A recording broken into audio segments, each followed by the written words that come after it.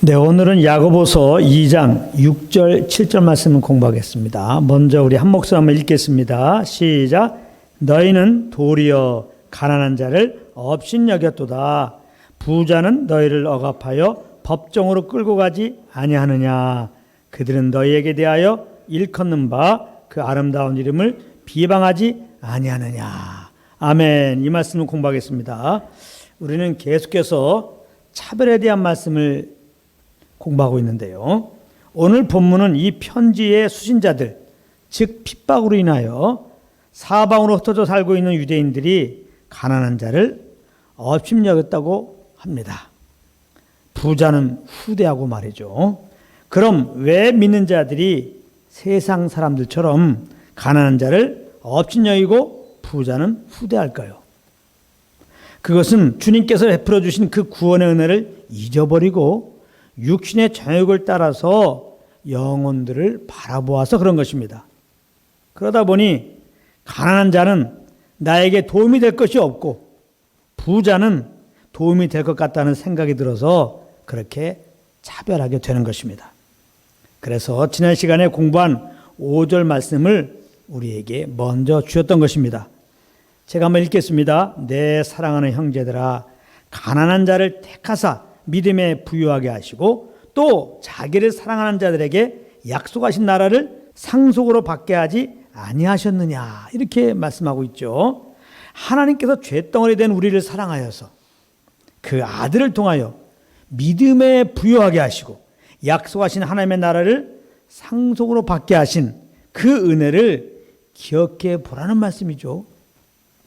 그리고 땅의 것을 버리고 오직 예수 그리스도만 의지하고 예수 그리스도만 찾는 가난한 자로 새롭게 된 우리를 기억해 보라는 말씀인 것입니다. 또 이 세상의 소망을 버리고 오직 천국의 소망만 바라보며 사는 하나님을 사랑하는 자로 거듭난 우리들을 생각해 보라, 이 말이죠. 만일 우리가 성령으로 말미암아 이런 깨달음을 갖게 된다면 과연 사람을 외모로 차별할 수가 있느냐, 이렇게 지금 말씀하고 있는 것이죠. 그런데 안타깝게도 우리의 현실을 보면 많은 경우 가난한 자를 업신여기고 부자를 후대하는, 사람의 외모를 따라서 차별하는 그런 자리에 가고 있다는 것입니다. 그러니까 이 말씀을 듣고 이제부터 나는 마음을 굳게 먹고 사람을 외모로 차별하지 말아야지, 이렇게 하면 안 되는 겁니다. 이렇게 하면 안 되는 거예요. 이것은 우리가 죽었다 깨어나도 그렇게 할 수 있는 것이 아닌 겁니다. 왜냐? 이런 것은 사람을 외모로 차별한 것은 나도 모르게 그렇게 하는 거예요. 본능적으로 그렇게 하는 거예요. 그렇기 때문에 내가 아무리 마음을 먹고 그렇게 마음을 정하고 외모를 보고 차별하지 말아야지 해도 안 되는 겁니다. 안 되는 거기 때문에 제가 그렇게 하지 말라는 겁니다. 할 수 있는데 그렇게 하지 말라 그러면 제가 지금 잘못된 건데 안 되는 거예요. 그러니까 또 오늘 말씀을 듣고 그냥 너무나 열심히 지식 없이 충만해갖고, 아, 그래, 내가 구원받았는데 사람을 외모를 보고 차별하면 되겠어? 절대로 나는 나는 누가 내 힘으로, 누가 내 노력으로 절대로 사람을 차별하지 않을 거야, 이렇게 하지 말라 이 말이에요. 안 돼요. 안 되니까 하지 마세요. 그런 의미로 오늘 말씀 주신 게 아닙니다. 그런데 그럼에도 불구하고 어떤 사람들은 그 행위가 사람을 절대 차별하지 않는 그런 모습을 볼 수가 있습니다. 어떤 사람들은 믿음이 없는데도 말이죠. 불신자인데 그들의 삶을 보게 되면 사람의 외모를 차별하지 않는 모습을 얼마든지 볼 수 있어요. 믿지 않는데. 그러나 우리가 알아야 할 것은, 그런다 할지라도 그 행위가 외모를 차별하지 않는다 할지라도 그 마음까지 그렇게 할 수는 없다는 것입니다. 저 사람이 너무 가난하니까, 불쌍하니까, 약하니까 차별하지 않고 오히려 약한 데를 도와주는 것인데, 사실 그 생각은 나는 너보다 더 나은 위치에 있다는 차별적인 마음에서 출발한 것이기 때문에 그래요. 이 마음을 없앨 수는 없습니다. 다시 말하면 내가 그들보다 더 나은 것이 없는 그들과 똑같은 존재라는 마음을 가질 수가 없다는 거예요, 사람은. 그렇기 때문에 차별하지 말라는 말은 윤리 도덕적인 차원에서 단지 그런 행위들을 그치라고 주신 말씀이 아니다, 이 말입니다. 그래서 우리는 항상 복음의 안경을 끼고 말씀을 봐야 되는 거예요. 성경은, 복음의 말씀은 모든 사람은 다 아담 안에서 죄인 되었다고 그렇게 선언하고 있습니다. 의인 없나니 하나도 없다. 모든 사람이 죄를 범하였음에 하나님의 영광에 이르지 못하더니, 다윗은 성령의 감동을 받고 내가 죄 중에 잉태되고 죄악 중에 출생하였다, 이렇게 고백했습니다. 그래서 모든 사람은 다 한 번 죽고 하나님의 심판을 받고 영원한 분못으로 떨어질 운명 아래 있는 것입니다. 한마디로 모든 사람은 허물과 죄로 죽은 자들이라, 이 말입니다. 이 죄와 저주에서 사람이 구원받는 길은 어떻게 하는 것이냐? 사람의 행위로는 안 되는 거예요. 오직 믿음으로만 없는 것입니다. 이거 잘 알아야 됩니다. 로마서 3장 28절이 분명하게 그렇게 증가하고 있습니다. 그러므로 사람이 의롭다 하심을 얻는 것은, 정확하게 나오죠. 어떻게 사람이 의롭다함을 얻느냐? 사람이 의롭다함을 얻는다는 말은 사람이 영생을 얻는 것은, 사람이 구원을 얻는 것은, 사람이 천국에 들어가는 것은 다 같은 의미입니다. 아시겠어요? 의롭다함을 얻는다, 구원받는다, 영생을 얻는다, 천국 간다, 다 같은 의미예요. 사람이 의롭다 하심을 얻는 것은 정확하게 나와서 어떻게 얻느냐? 율법의 행위에 있지 않고 그랬습니다. 율법의 행위에 있지 않고. 우리가 뭔가 의로운 짓을 해서 의롭받는 게 아니라는 거예요. 구원받은 짓을 해서 구원받는 게 아니라는 거예요. 우리가 뭔가 천국 갈 짓을 해서 천국 가는 게 아니라는 거예요. 분명히 율법의 행위에 있지 않고 믿음으로 되는 줄 우리가 인정하노라. 믿음으로. 뭘 믿어요? 십자가에 죽으시고 부활하신 예수님을 나의 구주로 믿는 것이죠. 예수 그리스도를 믿는 믿음으로 우리는 의롭다함을 얻고, 예수 그리스도를 믿는 믿음으로 구원을 얻고, 예수 그리스도를 믿는 믿음으로 천국에 들어가는 거예요. 할렐루야. 이거 잘 아셔야 됩니다. 여기서 혼란되면 절대 안 되는 겁니다. 우리가 어떻게 의롭다함을 얻어요? 믿음으로. 어떻게 구원받아요? 믿음으로. 어떻게 천국 가요? 믿음으로. 믿음으로 구원받고 믿음으로 구원이 유되고 믿음으로 천국 가는 거예요.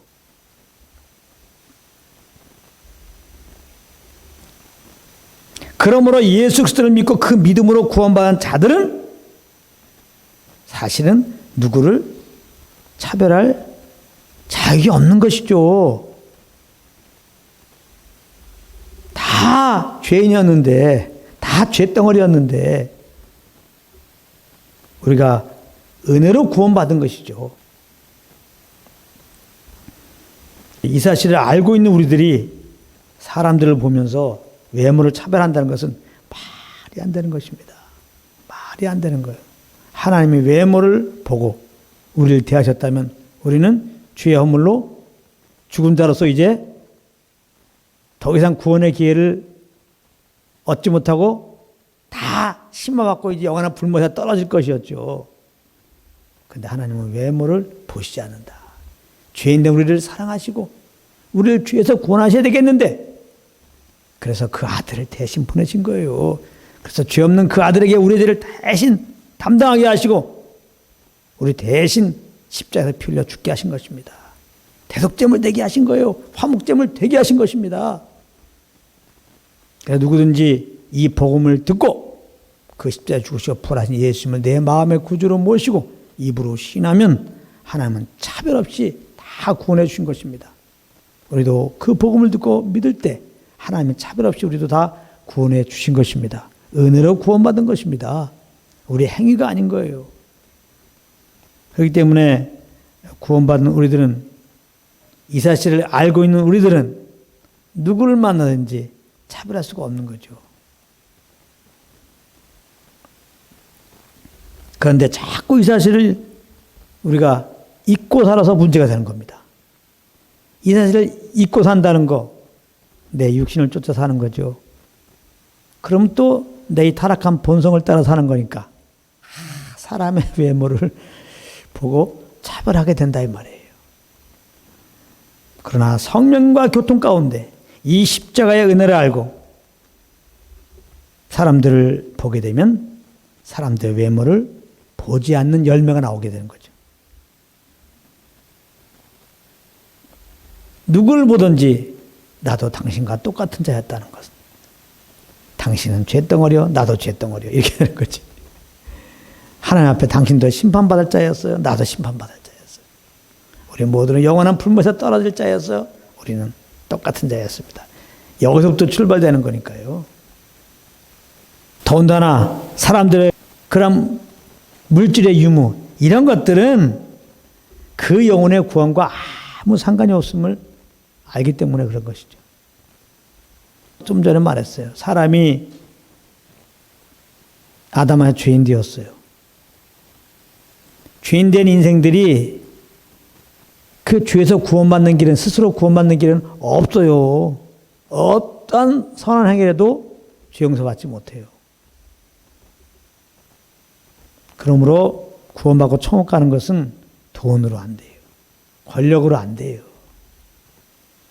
그렇기 때문에 영혼들을 바라볼 때 나와 똑같이 잿덩어리 수준인데, 근데 그가 돈이 많아, 그게 권력이 많아, 그것이 우리에게는 큰 것으로 보이지 않는단 말이에요. 그 잿덩어리인 영혼, 나는 은혜로 예수 믿고 구원받았는데 저 영혼이 예수를 안 믿었다면 영원한 불무사하게 생겼단 말이에요. 그렇기 때문에 하나님의 은혜로 말미암아 이 믿음으로 구원한 자들은, 이 십자의 은혜를 아는 자들은 사람의 외모를 따라 그렇게 차별하지 않고, 그 사람들의 그 외모의 어떠함에 너무 연연하지 않고 오히려 그 영혼을 바라보는 거예요. 누굴 만나는지 믿음이 있는가, 예수 그리스도에 대한 믿음이 있는가, 예수를 굳이 믿고 있나, 그것을 보게 되는 거죠. 그래서 예수를 안 믿는 영혼이 있다면 아무리 돈이 많고 아무리 큰 권력 가져도 너무나 불쌍하게 여기게 되죠. 주의 마음으로 안타깝게 여기게 되죠. 그렇게 되는 거죠. 반대로 너무나 가난하고 세상에서는 정말 불쌍하게 짝이 없는 그런 사람이야. 근데 그 영혼이 예수 믿었어. 그럼 불쌍한 마음 없죠. 주 안의 형제들은 부유한 자예요. 믿음으로 부유하게 된 자입니다. 왜냐하면 믿음의 주 되신 예수님을 그 마음의 주님으로 모시고 있기 때문에 믿는 자는 믿음으로 부유한 자가 된 겁니다. 그걸 내가 알기 때문에 혹시 가난한 형제라도 그가 예수를 믿고 있다면 가난하게 보이지 않습니다. 고린도후서 6장 9절 10절입니다. 무명한 자 같으나 유명한 자요.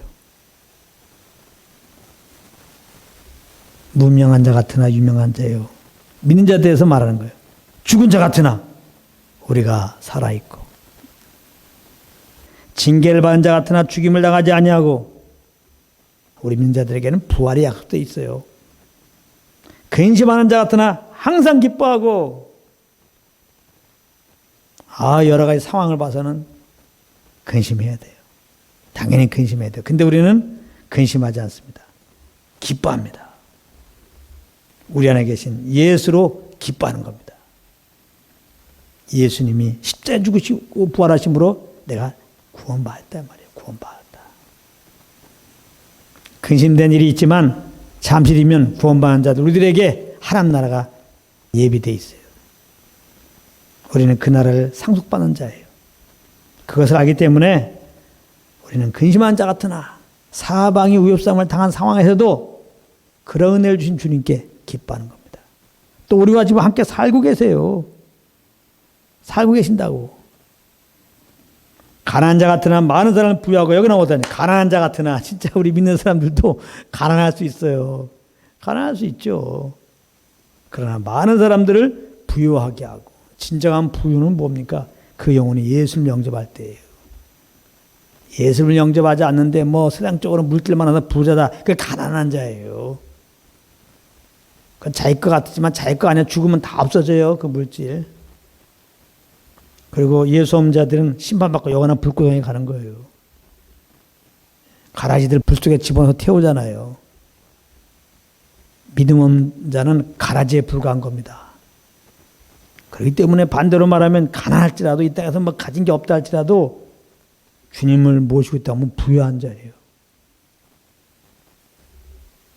그는 영원한 하나님 나라에 상속자로서 들어가게 됩니다. 이 온 우주 만물을 창조하신 하나님의 상속자란 말이에요, 우리가요. 얼마나 부유한 자입니까? 그렇기 때문에 우리가 이 땅에서 뭐 좀 없다고 우리는 가난한 자다 이렇게 우리 인정할 수 없죠. 우리야말로 정말 부유한 자입니다. 부유한 자. 그래서 가난한 자 같으나 많은 사람을 부유하고, 그래서 많은 사람을 부유하게 한다는 게 뭐예요? 복음을 증거함으로. 우리가 가난한 자인데 어떻게 부유하게 되었어요? 우리도 다 불모사 가야 되는데 예수 믿음으로, 이 복음을 듣고 예수 믿음으로 이렇게 예수님 모셔서 부유하게 된 겁니다. 그렇기 때문에 가난한 자 같으나 우리는 예수 믿음으로 부유케 된 자로서 많은 사람을 부유케 하는 자예요. 많은 사람들에게 정말 복음을 증거해서 그가 복음을 영접한다면 그런 부유한 자가 되니까 우리야말로 정말 많은 사람들을 살리는, 정말 부유케 하는 그런 자인 것이죠. 그렇게 사명을 두시고 이 땅에 우리를 지금 두신 겁니다. 아무것도 없는 자 같으나 모든 것은 가진 자로다. 아까 말했어요. 모든 걸 갖다 할 자도 주님을 그 마음에 주님으로 모시고 있지 않으면은 그는 아무것도 가진 게 아닙니다. 그는 죽어서 심판받고 불모에서 떨어질 뿐이에요.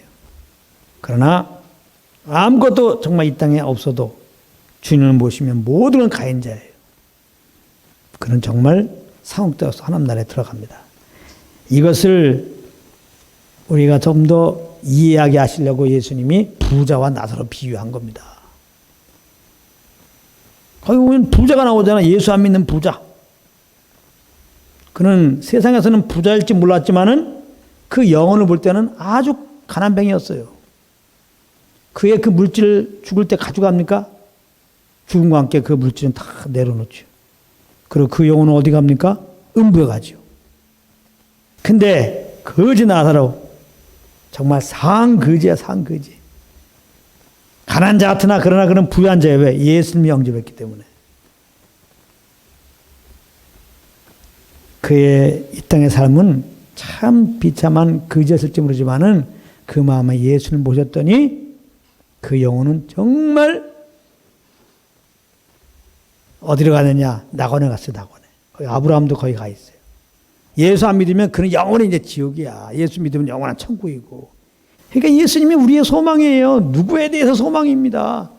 누구든지 예수님은 소망이에요. 그러니까 부자도 예수가 소망인 거예요. 예수만이. 부자도 예수 믿어야 돼요. 아, 부자라고 안 믿어? 아, 부자라고 심판하지 않냐고? 부자라고 지옥불에 안 넣으시냐고? 안 그래요. 그러니까 부자의 소망은 예수야. 가난한 자의 소망은 역시 예수예요. 뭐 가난이 장땡입니까?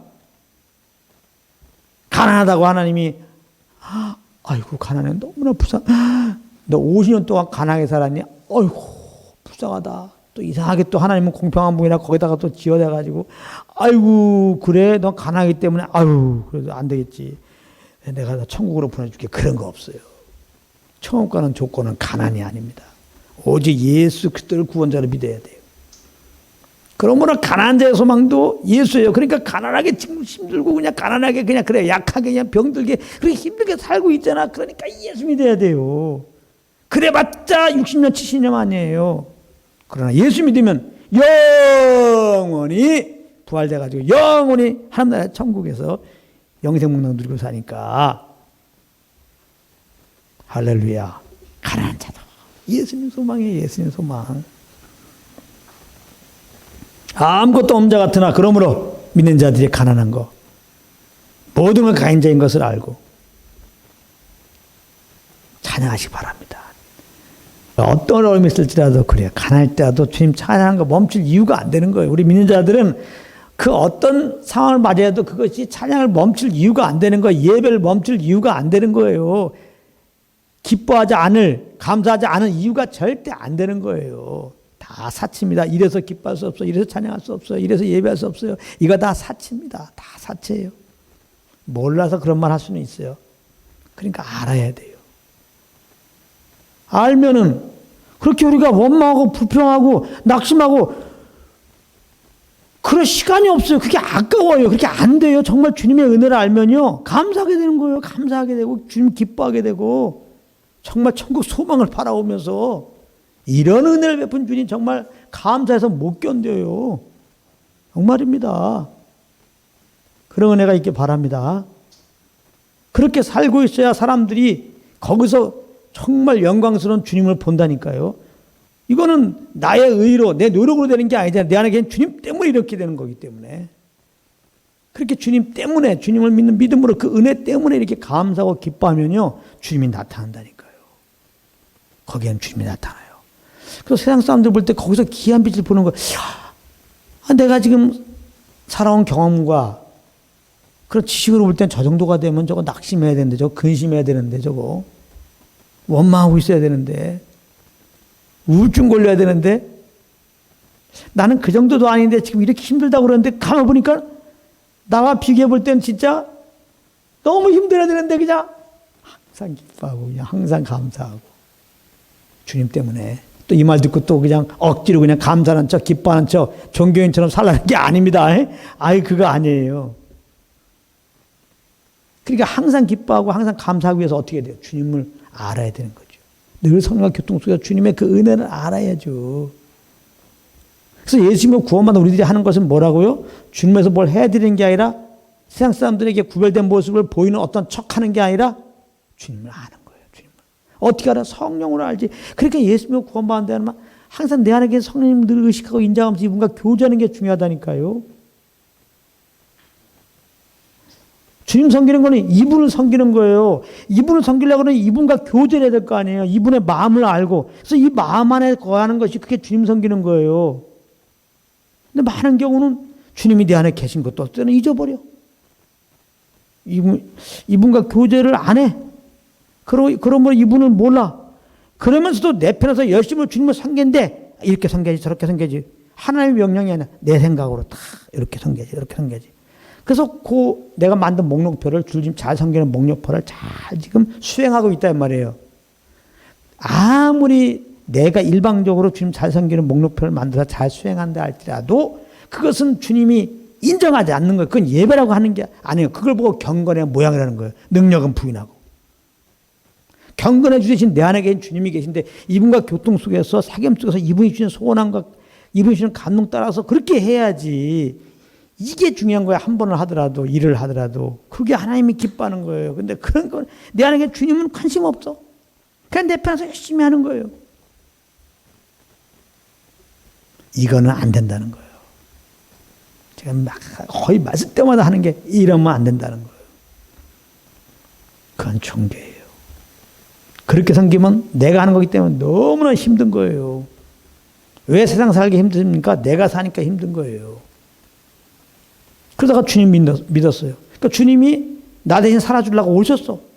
나만 따르래. 나만 믿으래. 믿음으로만 살래. 내 영을 쫓으래. 그래서 우리가 정말 이 주님을 의지하고 그 믿음으로 살아봐요. 그것은 그 영을 쫓아 살아봐요. 교회 안에서만이 아니에요. 우리 모든 삶이 뭐 가정이나 직장이나 애 키우면서 뭐 장사하면서 사업하면서 뭘 하든지 어떤 일을 만나든지 주님이 우리 안에 와 계시기 때문에 거기에도 주님이 계세요. 그 힘든 상황에서도. 그래서 그 주님을 이렇게 주님께 나가면 주님이 그 예수 그리스도 십자가에 내면 하나님의 사랑을 우리에게 알려줘요. 그럼 일단 감사가 터진다니까. 그래도 난 구원받았잖아. 그래서 영생을 얻었잖아. 천국이 나의 소망이잖아. 바로 기쁨이 옵니다. 그러면서 이렇게 죄인 되었던 나를 그 아들 통하여 구원하신 이 사랑이 넘치는 주님, 또 뜻이 있어 이 땅에 남겨놓으신 주님이 우리가 너무나 힘들 때 그러면 어떻게 살아가야 할지 이분께 귀를 기울이면 그 주님의 사랑과 은혜 아래서 평안함 누리고 막 감사 감격이 막 올라오면서 무엇을 하고자 하는 소원함이 많으면 그거 하면 돼. 그 생각하고 그 말하고 그렇게 행하면 돼요. 그렇게 하시기 바랍니다. 너무 좋아요. 이게 이론은 참 알 것 같은데 뭐 이론은 실제 삶 속에서 안 되죠. 모든 게 다 그래요. 자전거 타는 법 누가 설명하면 알겠죠? 내가 자전거 타려면 그 말을 듣고 이제는 수행을 해야 되죠. 연습을 해야 되죠. 근데 연습할 때 바로 됩니까? 넘어지고 그러나 반드시 돼요. 반드시 해요. 그 진리라면요. 특히 수영에 대해서 그냥 머리만 박어 그러면 되는 거야. 수영은요. 일단 물에 떠야 될 거 아니야. 뭐 헤엄 개헤엄이고 뭐 배영이고 물에 떠야 되는데 물에 떠야 되는 건 뭐예요? 그냥 머리를 박으면 돼. 이 무거운 머리를 박으면 뜨게 돼 있어. 들을 때는 알겠어. 그럼 물속에 들어가서 이제 머리를 박는 연습을 하지. 근데 그게 금방 되냐고요. 그게 안 되지. 물속에 다시 또 서가지고 또 안 되지. 또 빠지고. 그러나 머리를 당기면 돼요. 수없는 실패 속에서 그래 한번 또 빠져보자. 그래서 뭐 죽었다 그러고 한번 해보자. 내가 내 방법으로 안 되니까 머리를 딱 박는 순간 붕 뜬다고. 모든 게 그래요. 아는 것과 내가 그렇게 그 안대로 사는 것과는 갭이 있어요. 근데 그것을 우리가 순종을 자꾸 해야 돼. 연습을 해야 돼. 성경은 경건의 연습 그러잖아요. 육신의 연습, 경건의 연습 이렇게 표현하잖아요.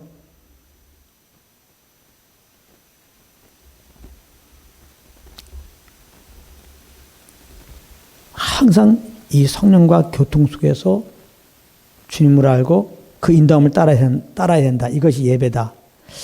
이 성령과 교통 없이 인도함 없이 하면은 이건 종교다. 하나님 받지 않는다. 이론은 알아요. 근데 그러면 삶 속에서 정말 성령과 교통하려고 그러고 그 인도함 따라 살려고 하는 것들을 가져야죠.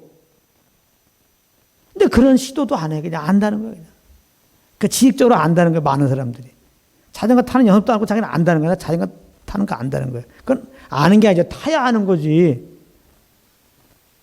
물 위에 떠는 법 알았다고 자기는 안다는 거 수영할 수 있다는 거예요. 물 위에 떠야 수영하는 거지. 제가 보면 많은 사람들이 그래요. 이렇게 뭐 복음을 얘기하고 주님과 동행하는 얘기를 하면 다 안다는 거야. 정말 주님과 동행해야 아는 거지. 그런 거 없이 그냥 안다는 거야. 조금 전에 말했죠. 주님과 동행하면 뭐예요? 항상 감사하고 항상 기뻐한다니까요. 그런 열매가 있어요. 근데 그렇게 안 되잖아. 연습을 해야 돼요. 경건의 연습을. 내 안에 계신 영과 교제하면서 그 영을 쫓는 연습이 필요해요. 우리는 너무나 내 육체의 수욕 따라서, 내 경험 따라, 내 생각 따라서, 상황 따라서 보이는 대로 사는 것이 너무 익숙해져 있어요. 그렇기 때문에 이런 말씀을 들어도 이게 잘 안 돼요. 당연한 겁니다. 당연한 거예요. 여러분들 뭐 성령을 쫓으려면 또 실패했다. 당연한 겁니다. 당연한 거예요. 저도 40년 동안 성령과 지금 그렇게 동행하려고 진짜 어떻게 보면 식음도 전폐하면서 저야말로 제가 돈 벌기 위해서 시간 쓴 적이 없어요. 하나님의 부르심 자체가 주님 뜻대로 살기로 했네. 이 말씀이었기 때문에 성령과 동행하는 거기 때문에 저는 뭐 제가 잘나서가 아니라 이 부르심을 주신 주님이 그 부르심에 후회 없이 항상 주님을 의식하며 무엇을 하도록 하셨어요. 이렇게 제가 거의 40년을 지금 살았어요. 그런데도 실패합니다. 이 성령과 동행하지 못한다 이 말이에요. 성령과 동행할 때보다는 그렇지 못할 때가 많단 말이에요. 솔직하게. 제가 볼 때는 이런 성령과 동행하는 가운데 해야 된다는 것도 모르고 그것도 몇 년 전에 알았어. 불과. 근데도 이런 말하면 다 한다는 거야. 저는 알지요. 저건 아는 게 아니다. 그렇지 않아요. 그러니까 우리가 육신을 가지고 있는 한 당연히 실패가 있을 수밖에 없는 거예요. 우리는 너무나 육체의 수욕을 따르는데 익숙해 있어요. 우리 이 몸이. 이 몸이 성령께 순종해서 우리 육체가 의의 병기가 돼야 되는데 우리 이 지체가 그렇게 되기까지는 많은 연습이 필요해요. 실패. 그러니까 이렇게 모일 때마다 하나님은 계속 말씀하시는 거예요. 계속. 똑같은 말이죠. 아니 그리고 그래요. 복음이 뭐 다른 게 있습니까? 다른 복음이면은 복음이 그 다른 복음이에요. 복음은 하나밖에 없어요. 예수 십자가에 죽으시고 부활하였다. 믿으면 구원받는다. 이게 다야. 이게 성경 말씀이에요. 그 다음에 믿는 자들은 믿는다 하면은 주님이 이제 그리스도가 내 안에 오셨다. 성령으로서 날 인도하신다. 이분과 교제 통해서 이분 따라 살라 이거예요. 그럼 자꾸 새 말씀 뭐 능력 있는 말씀 찾지 마십시오. 그러다가 잘못되는 거예요. 복음이 새 말씀이에요. 능력이 복음이에요. 성령 사역이 복음 전하는 거란 말이에요. 정말 혼돈이 하지 마시기 바랍니다.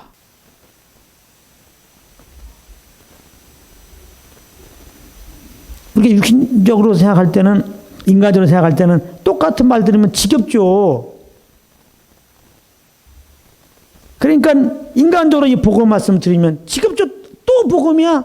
아는데 또 그럼 이렇게 되지 인간적으로 복음을 드리면은. 그래서 인간적으로 복음을 드리면 다 안다고 생각하고 인간적으로는 알죠. 지식적으로는. 또 다른 말씀 없는가 찾다가 이건 또 다른 말씀이네 하면 그거는 다른 복음을 듣는 거예요. 당신이. 복음을 알면요. 누가 복음을 딱 전하면요. 이렇게 돼요.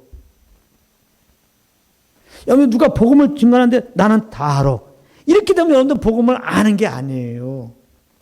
복음을 정말 여러분들이 알면은 누가 복음을 딱 전하면 같이 감동이 딱 오는 거예요. 그 구원의 은혜가 딱 오는 거예요. 이렇게 돼요. 나를 구하는 주님께만 딱 집중이 되면서요. 정말 다시 한번 구원의 감격이 그 말씀 중에 같이 딱 올라오는 거예요. 감사합니다. 이렇게 화답을 하게 돼요. 저거 다 알아. 모르는 거예요. 당신은 지금. 머리로 아는 게 아닌 게 아니라니까요. 복음을 안다는 것은 내가 구원받았어요. 주님이 내 안에 계신다는 거예요. 복음 안에 있다는 것은 이분과 교제하며 사는 거예요. 이분과 교제하면 정말 주님의 사랑과 은혜를 알기 때문에 부활의 소망과 천국의 소망이 있어서 어떤 상황에서도 흔들림이 없어요. 예수 한 분은 만족되고요. 예수 한 분은 만족하고 있는데 내가 볼 때 환경이 만족 안 된 게 무슨 문제야? 이렇게 되는 거예요. 그 이주님과 교제하면 이분의 인도함을 따르면요. 어떤 상황에도 다 우리는 헤쳐나가게 되는 거예요. 침범 없이 말이죠. 이분과 교제하면 이분이 주님의 사랑과 은혜를 알려주면 평강이 와서 평강 가운데 주님이 주시는 소원함을 따라 움직여 보세요. 그게 어떠한 상황에서 우리가 유일하게 헤쳐나갈 수 있는 길이에요. 피할 길이에요. 그래서 사람이 시험당할 찌음에 피할 길을 내사 요겁니다. 하나님의 감당할 시험을 주는 거예요. 믿는 자들은. 어떤 것도 감당해. 왜? 감당하게 해줄 주님이 내 안에 왔기 때문에. 어떠한 상황에서도 피할 수 있는 주님이 내 안에 와 있기 때문에. 이걸 알면 사도 바울의 고백이 절로 나오죠. 무명한 자 같으나 유명한 자, 죽은 자 같으나 부라고 우리가 살고 징계를 받은 자 같으나 죽임을 당하지 않고 근심한 자 같으나 항상 기뻐하고 강한 자 같으나 많은 사람은 부유하게 아무것도 없는 자 같으나 모든 가인다고 사방의 무쌈을 당하지 아니하고. 할렐루야. 그런 말 있죠. 전천후. 축구에서도 보면 멀티플레이어. 공격도 했다가 수비도 했다가 뭐 다 해먹어. 유저는 멀티라는 말 많이 해요. 멀티. 정말 이 사람들은 정말 살기 어렵다고는 이 세상 가운데서 멀티의 삶을 살 수 있어요. 주님을 딱 의지하면. 예수 믿다 가서 본이 되신 거예요. 공생의 시작과 동시에 마귀의 시험부터 시작해서 막 온갖 핍박을 되는 그 환경이 나중에는 엄마도 핍박했어요. 그 육신적인 형제들도 핍박했어요. 나 미쳤다고. 이쯤 되면 흔들리는 겁니다. 그 제자들 중에 한 사람은 자기를 또 팔아먹어. 또 자기를 막 떠나. 부활하는데도 안 오고 막 떠나. 올 생각을 안 해. 야, 배신.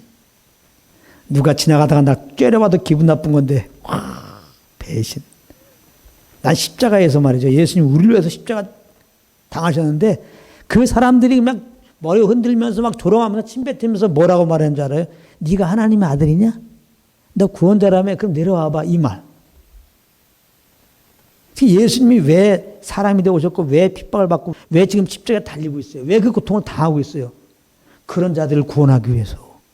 근데 이걸 모르기 때문에 사람들은 너 하나님의 아들이라며. 구원자라며. 너도 구원 못하네? 내려와봐. 그럼 내가 구원자를 인정할게. 예수님이 내려오면 우리의 구원이 베풀어지나? 우리의 구원에서 지금 달려있는데 모르니까 그런 얘기를 하는 거야. 믿음의 본입니다.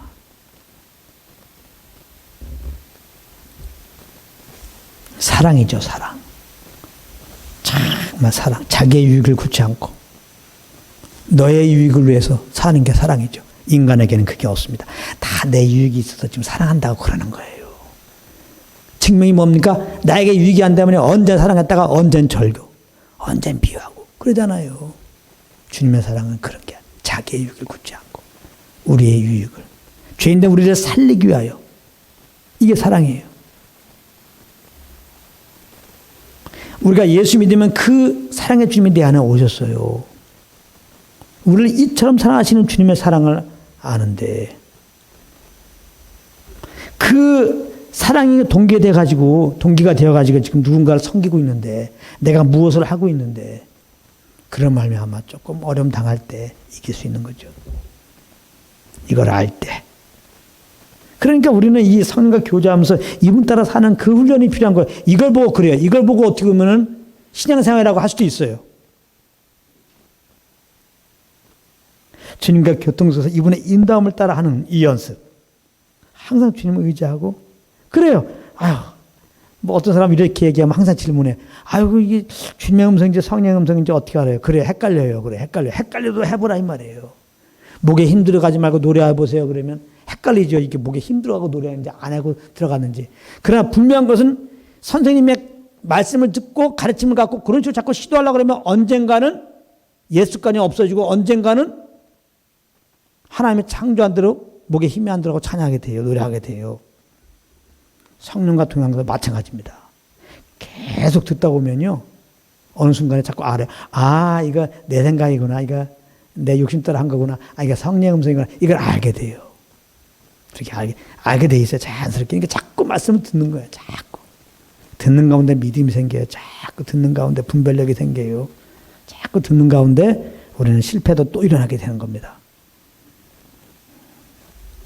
한번 거꾸로 생각해 보세요. 이제 전 목사님은 어떻게 맨날 똑같은 말을 이렇게 말씀 전할 때마다 하지? 그런 생각 안 가집니까? 그래요. 이게 인간적으로 가능한 일입니까? 일단 나도 재미없어요. 인간적으로는요. 이거 세상 못할 짓입니다. 이게. 그리고요. 사실 창세부터 계시록까지 이게 복음이다. 이렇게 써 있습니까? 그래서 제가 인간적으로 하지 않는다는 증명이 되는 거예요. 정말 제가 내 영혼에 뭔가 이런 맛봄이 없으면 이게 이렇게 전할 수 있겠습니까? 인간적으로 보면 그렇지만은 내 속에 분명히 감동 있고 뭔가 이것으로 말미암아 내가 살아나는 것이 있으니까 어려운 가운데 이기는 게 있으니까 이렇게 얘기하는 거 아니겠어요? 그렇지 않으면 나는 사꾼이지. 자기는 경험도 안 돼. 그냥 경험도 안 되는데 앞에만 딱 나오면 복음만 전해야 된다고 어디서 그런 이론을 받아서 복음만 또 전하고 이러겠습니까? 근데 그 복음이 너무 재미없는 거예요, 이게. 진짜. 이 복음 전하면 기뻐할 사람이 어디 있어요? 우리의 의를 다 내려놓게 하는데, 내 야망을 다 내려놓게 하는데, 우리의 공로를 다 무시하는데, 이따 가서 뭐 좀 잘 먹고 잘 사는 걸 다 내려놓는데, 그 듣는 사람도 기뻐하잖아요. 그런 말을 맨날 전한다는 게 이게 뭔가 있지 않으면 되겠습니까? 그 뭔가는 육인적으로는 아니죠. 인간적으로는 얻을 게 없죠. 영으로. 그리고 창세부터 계시록까지 아까도 말했지만 다 이렇게 해서 이거는 이게 복음이다. 이렇게 해서 이게 복음이다. 이렇게 안 나와 있어요. 오직 성령의 도움을 받아야지 말씀 속에서 복음을 캐낼 수 있는 거예요. 복음의 비밀을 캐낼 수 있는 거예요. 그래서 성경 공부는 뭐냐? 성령으로 말미암아 성경 속에 어떻게 보면 숨어있는 예수는 비밀이라고 그러잖아요. 숨어있는 예수 그리스도를 그 복음을 캐내는 거예요. 이게 성경 공부예요. 그러니까 성경 공부했다 그런 것은 예수님을 아는 것이 되어갖고 그 영을 쫓는 것으로 나타나야지. 나는 뭐 제자 훈련했어. 나는 뭐 성경을 뭐 100번 통독했어. 아무 소용 없어요. 그가 지금 예수님과 함께 동행하는 삶이 아니면은 아무 소용 없는 거예요. 차라리 성경책을 안 봤으면 겸손한 마음이 있어서 그 성경책을 봐 이럴 텐데, 성경책은 또 본 게 있고 말이지. 제자 훈련을 어디서 또 받아가지고 무슨 제자 훈련, 무슨 세미나, 이런 데 가가지고 또 머리는 커져가지고 안다고 생각해가지고 이런 복음을 안 된단 말이에요. 더 문제는 성령의 음성을 안 된단 말이에요. 그러면서 사는 거 보면 다 자기 의로 사는 거야. 자기 열심으로 살고.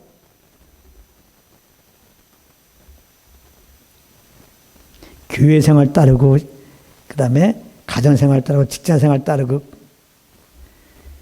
정말 성령님과 동행하는 그런 훌륭한 사람들은 이건 말이 안 된다는 거 알죠? 이윤적인 삶이 허락이 안 돼요. 그렇게 될 수가 없는 겁니다. 이분은 의식하고 사는데 그렇게 안 되죠. 사람들이 참 괴로운 게 뭡니까? 그래도 중심은 다 있어가지고 거지로 살고 싶지 않아요. 위선으로 살고 싶지 않아요. 다 하나님의 형상으로 지음받았기 때문에 하나님의 어떠한 그 마음들이 좀 부어져 있어요. 하나님의 제일 싫어하는 거, 이중적인 거, 위선, 겉 다르고 속 다른 거, 바리새인들에 대한 예수님의 태도를 보면 알아요. 다 그런 마음이 있어요. 근데 그렇게 못 살죠. 당연히 주님을 떠났기 때문에 주님의 이끌려하기에 가능한 건데, 그래서 사람들은 스스로가 싫은 거예요. 스스로가. 예매의 사람은 그래서 항상 짜증나는 거예요, 사실. 왜 그러냐? 자기는 이렇게 살고 싶은데 못 살거든요. 전 누구보다 제가 이게 강했던 사람이 아주 저도 그냥 내 의의가 강하기 때문에 이렇게 살고자 하면 그렇게 살고 싶어요. 깨끗하게 정말. 근데 안 되죠, 그게. 그러니까 누구보다 항상 스스로가 괴로웠어요. 정말 똑바로 살고 싶은데 왜 이렇게 안 되나. 정말 주님만 한 다음에 해결됐어요. 내 힘으로 뭐 되는 게 아니구나. 내가 노력한다고 뭐 이렇게 열심히 한다고 되는 게 아니구나. 내가 내 힘으로 그냥 살아 그럴 때는요, 열매가 맨날만 비판해. 맨날 정죄하고. 정말 저는요, 나를 너무나 좋아하는 어떤 친구가 밥 사줘도요, 걔를 판단하고 있다고 내가 그래서 난 나쁜 놈이다 알았어요. 근데 이거는 뭐 어떻게 해? 본능적으로 나오는 건데.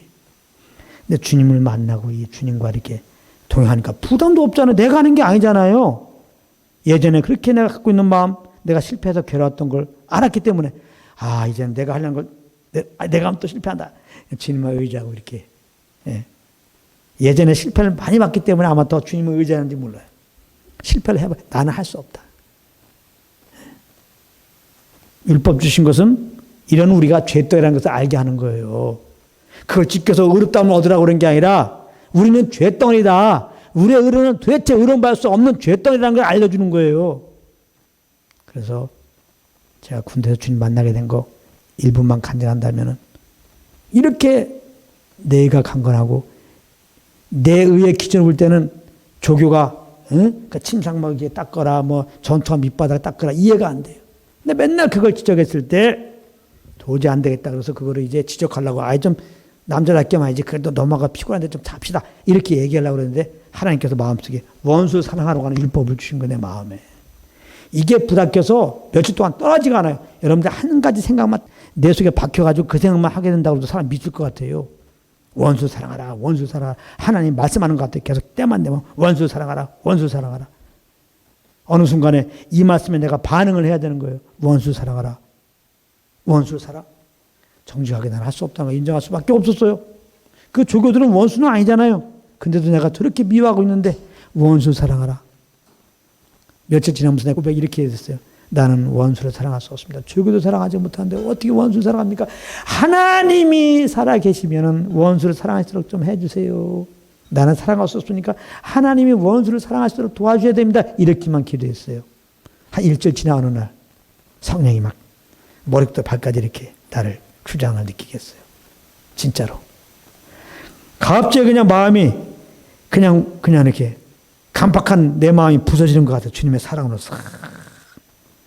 주님의 사랑이 탁 내가 알겠어요. 아, 이게 주님의 사랑이구나.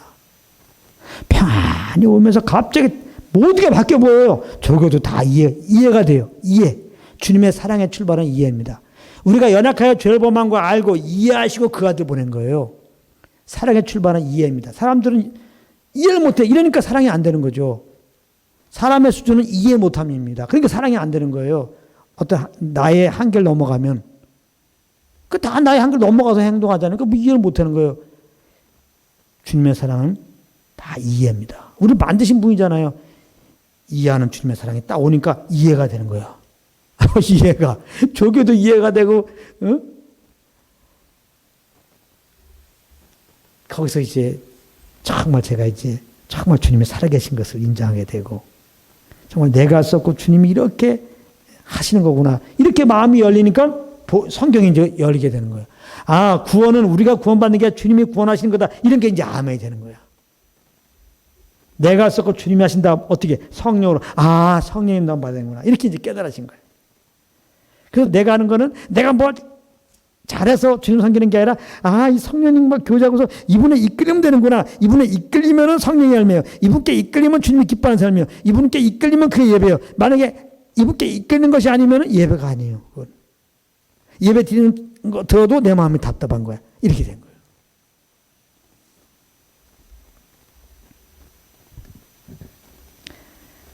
우리는 이제 그리스도 안에서 가난한 자 같으나 많은 사람을 부유하게 된 자가 되었습니다. 아무것도 없는 자 같으나 모든 가진 자가 되었습니다. 아멘. 우리는 이 믿음 안에서 우리 서로 이렇게 우리를 죄에서 구원하여 주시고 믿음의 부족한 주님을 찬양해야 되는 것입니다. 그런 은혜가 볼 때마다 있기를 원합니다. 자, 그런가 하면 오늘 본문에 부자는 너희를 억압하여 법정으로 끌고 가지 아니하냐 그러는데 이 말씀은 모든 부자는 자기보다 가난한 자를 자기를 후대하는 자를 오히려 억압하고 법정으로 끌고 간다는 말이 아닙니다. 이것은 어떤 그런 경우를 빗대어 말씀하고 있는 것이죠. 한 부자를 혹 내게 도움이 될까 해서 누가 후대해 주었는데 얼마든지 기다리고 넘어갈 수 있는 문제를 자기에게 조금 피해를 주었다고 억압하면서 법정에 끌고 간 부자가 있었다는 것이죠. 그러니까 결국 좀 도움을 받고자 부자를 후대한 사람은 어떻게 되었다는 것입니까? 믿는 도끼에 발등치긴 거죠. 그러니까 이 말씀이 우리에게 주는 것은 부자를 자기의 도움으로 삼을 것이 아니라 오직 우리 주님을 우리의 도움으로 삼으라는 말씀인 것입니다. 우리는 지난 시간에 그리스도 예수 안에서 이렇게 주님만 구하는 주님 한 분으로 도움을 삼는 영적으로 보면 정말 가난뱅이가 된 자라고 우리는 공부했습니다. 이것이 바로 믿음으로 우리가 받은 복인 것입니다. 시편 146편 5절입니다. 야곱의 하나님은 자기의 도움을 삼으며 여호와 자기 하나님에게 자기의 소망을 주는 자는 복이 있도다 그랬어요. 복이 있도다. 복이 있도다 그러니까 또 여러분들 항상 이렇게 복음으로 해석해야 돼요. 성경에 이렇게 하면 복이 있도다 그러면 여러분들은 이렇게 해서 복 받아야지. 그것이 율법적이에요. 이제부터 여러분들 성경을 볼 때마다 이렇게 해서 이렇게 한 자는 복이 있도다 그러면 이렇게 해서 복받을 생각하지 마요. 우리는 이렇게 못하니까 저주 아래 있었구나 이렇게 생각해요. 근데 예수 믿었더니 복받았구나. 할렐루야. 그래서 나는 예수 믿고 복 받았으니까 이렇게 사는 자가 된 거다 이렇게 알고 이렇게 사는 자가 되시기 바랍니다. 이렇게 그런데 사는 것이 어떻게 사는 거예요? 성령을 쫓는 거예요. 좀 어렵습니까? 자, 지난주에 말씀이 좀 내가 전해놓고 너무 부족해. 너무 일찍 끝났는데 제가 관심을 둬갖고 자, 심령에 간 자는 복 있는 천국이 저희 것입니다. 이렇게 말씀이 나왔으면은 봐요. 복 받는 조건이 심령에 가난한 자잖아요. 아, 심령에 가난한 자는 복이 있고 그다음에 천국도 소유하잖아요. 이 말씀을 인간으로 해석하면 이렇게 한단 말이에요. 말씀 그대로 여러분 누가 복 받습니까? 심령에 가난한 자입니다. 심령에 가난하게 되시기 바랍니다. 누가 천국을 소유합니까? 심령에 가난한 자는 복 받아 천국을 소유하는 거죠. 여러분들 하나님께 복을 받고 천국을 소유하기 위해서 심령에 가난하게 됩시다. 여러분들이 심령을 가난하게 하지 않으면 복을 받지 못하고 저주받고 천국을 소유할 수가 없는 것입니다. 언뜻 보면 말씀대로 하는 거니까 맞지만은 말씀은 뭐라고요? 복음이란 말이에요. 그래서 말씀은 복음으로 봐야 한다는 거예요. 복음은 뭐예요? 십자가 죽으시고 부활하신 예수를 믿으면 저주하는 자들이 복 받는다는 거예요. 복 받았다는 겁니다. 베드로가 주는 그리스도시요 살아계신 하나님의 아들이라고 그럴 때 복 받았다고 그랬잖아요. 예수님이. 그러니까 심령 간절히 복이 날 때 우리는 예수 믿고 이미 복을 받았어. 이게 복음이고 이게 은혜예요. 나는 심령이 가난하지 않았어요. 심령이 더러웠어요. 심령이 정말 세상적이었어요. 심령이 완전히 아주 그냥 속에 있었어요. 근데 복 받았어. 이 말은 뭐예요? 우리는 심령이 가난한 자가 되었다는 거예요. 심령이 가난한 자가 복 받는다 그랬으니까 우리 예수님과 복 받았는데 보니까 우리가 예수의 생명을 겁났고 우리 심령이 정말 주님만 사모하고 주님 한 분만 구걸하는 그런 진정한 가난뱅이로 만드셨다는 거예요. 하나님이 새롭게. 그게 그리스도 안에 새로운 피조물인 겁니다. 할렐루야. 복 받았으니까 천국도 우리 안에 우리가 소유한 거고요. 알겠어요? 시편 1편 1절 말씀. 복 있는 사람은 악인의 길을 쫓지 않고 오만 자리에 서지 않고 죄인의 길에 서지 않고 주야로 말씀을 묵상한 자다. 여러분들 복 받으시기 바랍니다. 주의 길에 서지 마십시오. 오만 자리 있지 마십시오. 주야로 말씀을 묵상하십시오. 해서 그렇게 하려고 한단 말이에요. 이게 율법적인 거라는 거예요. 꽝꽝꽝이래요. 그럼 여러분들 주에 안 갈 수 있습니까? 오만하지 않을 수 있습니까? 여러분 죽었다 깨도 복 못 받아. 그래서 거기서 말하는 복 있는 사람은 예수를 말하는 거예요. 예수님은 그렇게 사신 거예요. 우리는 그렇게 못 살아서 저주받아야 돼. 우리는 무슨 복을 구하고 있습니까? 근데 그 예수님이 그렇게 산 예수님이 의로우신 그분이 진짜 율법으로 안 하면 흠이 없는 그분이 죄를 알지도 못하신 분이라고 그랬어요. 고린도후서에. 그분이 우리 죄를 위해 죽으시고 부활했다는 거예요. 그래서 복 있는 사람처럼 절대 살지 못해서 저주 아래 있는 우리가 그 죽으시고 부활한 예수님을 영접하면 복을 받는 거란 말이에요. 영생의 복을. 할렐루야. 그래서 예수님이 구원받은 우리는 복받은 자니까 복받은 자가 되었으니까 우리는 다른 말로 말하면 오만한 자가 아니고 거룩한 자가 된 거고 죄의 길에 서는 자가 아니고 의로운 자가 된 거예요. 그런 생명을 겁난 거예요. 예수님께 사신 것처럼 그 생명을 겁났으니까. 그러니까 우리가 우리의 삶은 물론 그 말씀으로 나타난 삶이 돼야 돼요. 오만하지 않고 죄에 거하지 않고. 이것은 우리가 하는 게 아니란 말이에요. 이런 자가 되게 하시고 이런 자를 살게 하도록 성령이 오신 거예요.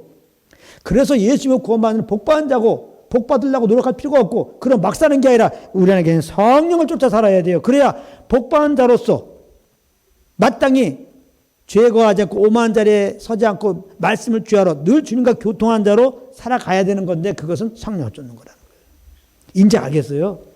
지난주에 말씀 전하고 너무나 이게 약해가지고 오늘 또 증가하게 되네. 이제 더 이상 혼돈 없게 말하면 또 성경 복 받으라 그러면 이런 말 있죠. 예수 믿고 복 받자. 예수 잘 믿고 이 땅에서 복 받자. 완전히 복음이 아니죠. 예수 잘 믿으면 이 땅에서 복 받자. 이 땅의 복이 무슨 복입니까? 오늘 말씀 잘 들은 분은 이해되죠. 싹 없어질 것이 무슨 복입니까? 아니 권력 가진 게 무슨 복이냐고. 돈 많은 게 무슨 복이냐고 그게. 예수 잘 믿으면 썩어 없어질 정말 하찮은 그런 복을 예수님이 주신다고요. 성경 보게 되면 한날에 꽃과 같은 그 영광 그거를 그 인간적으로 생각한 거죠. 예수님은 복 받았어요. 영생의 복. 할렐루야. 이 땅의 복 다 모아도 비교할 수 없는 영생의 복을 받은 자라고요. 우리가. 예수 잘 믿으면 복 받아서 10년 살 사람 20년 살아요. 예수님과 영생 복은 사람은 죽어도 살아갖고 부활의 생명으로 주님과 영생하게 살아요. 할렐루야. 죽은 지 나흘 됐다가 살아난 나사로는 또 죽었어요. 우리는 영생복을 얻은 거예요. 죽어도 다시 사는 복을. 이 복을 간 사람은 단지 생명 연장을 위해서 기도하잖아요. 이걸 복이라고 생각하지 않아요. 이걸 위해서 살지 않아요. 이런 목숨을 위해서. 정말 주님의 뜻이라면 10년도 물론 살고 주님의 뜻이라면 물론 80년도 살아야 되죠. 그런가 하면 주님이 오늘 데려가라 그러면 아멘 하고 가는 거죠.